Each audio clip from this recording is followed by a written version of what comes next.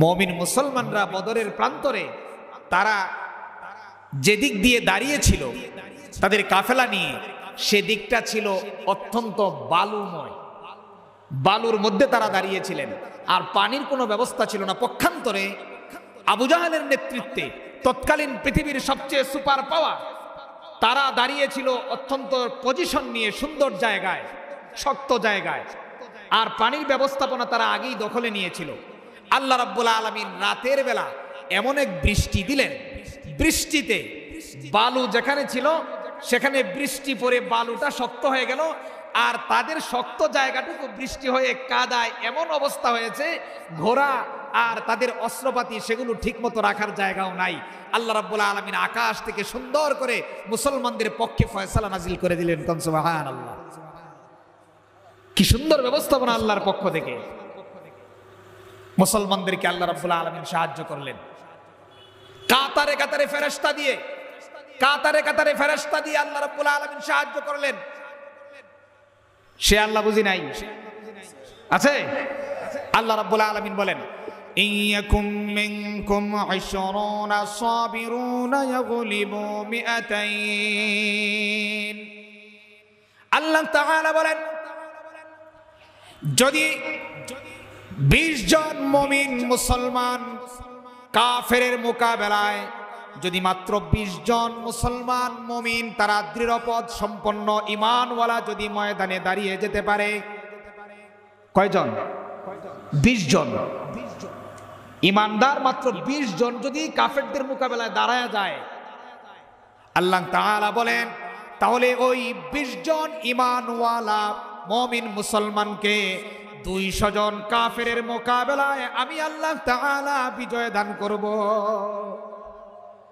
20 জন কতজনের মোকাবেলায় বিজয়ী হবে? 200 জন।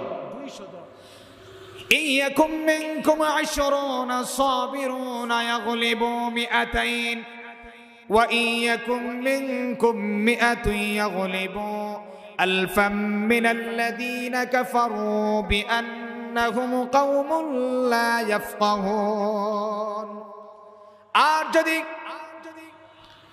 আল্লাহ সুবহানাহু ওয়া তাআলা বলেন, আর যদি 100 জন মুমিন মুসলমান তারা দৃঢ়পদ সম্পন্ন ময়দানে দাঁড়িয়ে যেতে পারে, আল্লাহ তাআলা 1000 কাফেরের মোকাবেলায় বিজয় দান করবেন। তাহলে আল্লাহ বলছেন ময়দানে দাঁড়িয়ে গেলে মাত্র কয়েকজন যথেষ্ট। তাহলে পৃথিবীতে মুসলমান 200 কোটির উপরে, 200 কোটির উপরে মুসলমান, আর যারা আমাদেরকে প্রতিনিয়ত মারতেছে তাদের সংখ্যা হইল 90 লক্ষ। কত? 1 কোটিও না, সংখ্যা 1 কোটিও না। আর 90 লক্ষের মধ্যে 90 লক্ষই তো পুরুষ না, মহিলা আছে না নাই? ছোট বাচ্চা আছে না নাই? আবার যুদ্ধ করতে পারবে না এরকম বুড়া আছে না নাই? তাহলে শুধু যুদ্ধ করার মতো উপযুক্ত 20 থেকে 30 লক্ষ হবে, ঠিক কিনা? তাহলে 20 থেকে 30 লক্ষ যুদ্ধ করনেওয়ালা কাফের ইহুদি, তারা ছুরি ঘোরাচ্ছে, প্রতিনিয়ত মারতেছে 200 কোটির উপরে মানুষকে,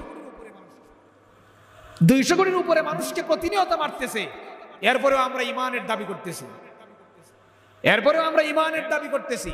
আজকে আমাদেরকে সংগঠিত করে একজন উমর নাই, একজন হামজা নাই, একজন আলী নাই। যদি ডাক দিত তাহলে মুসলমানরা তো অল টাইম রক্ত দেওয়ার জন্য প্রস্তুত থাকে, ঠিক কিনা? মুসলমানরা কি কখনো রক্ত দিতে দ্বিধাবোধ করে? নাকি আপনারা ভয় পাইতেছেন? ভয় পান?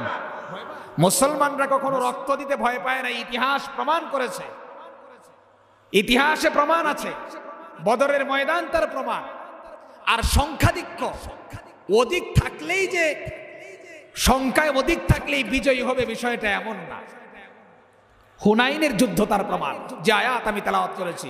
আল্লাহ তাআলা বলেন, লাকাদ নাসারাকুমুল্লাহু ফী মাওয়াতিন কাসীরা ওয়া ইয়াওমা হুনাইন ইয আ'জাবাতকুম কাসরাতুকুম ফালাম তুগনি আনকুম শাইআন ওয়া দাকাত আলাইকুমুল আরদু বিমা রাহুবাত থুম্মা ওয়াল্লাইতুম মুদবিরিন ثم أنزل الله سكينته على رسوله وعلى المؤمنين وأنزل جنودا لم تروها وعذب الذين كفروا وذلك جزاء الكافرين